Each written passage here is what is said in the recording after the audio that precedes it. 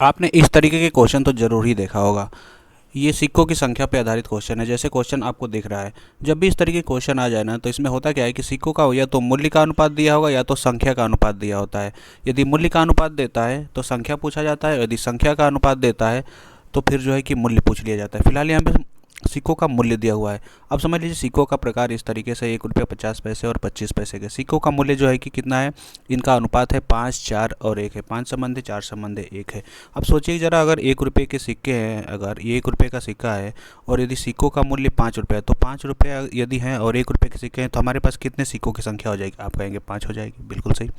यदि हमारे पास 4 रुपया है, सिक्कों का मूल्य यदि 4 रुपया है और 50 पैसे के सिक्के हैं, तो 50 पैसे के कितने सिक्के हो जाएंगे 4 रुपये में? तो आप कहेंगे 8 हो जाएंगे। इसी तरीके से 1 रुपये में कितने सिक्के हो जाएंगे 25 पैसे के? ये हो जाएंगे 4 हो जाएंगे।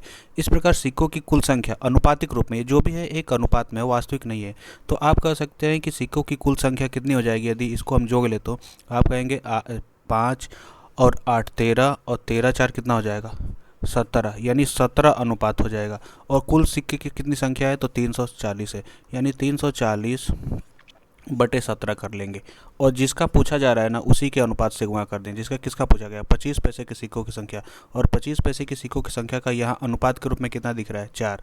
यदि 50 पैसे का पूछता तो 8 से गुणा करते, 1 रुपये का पूछता तो 5 का। फिलहाल 25 पैसे का पूछा है तो हम इसलिए 4 से गुणा करेंगे। अब यहाँ से कटा सकते हैं। 17 दूना के 34, अब 20 चौके 80।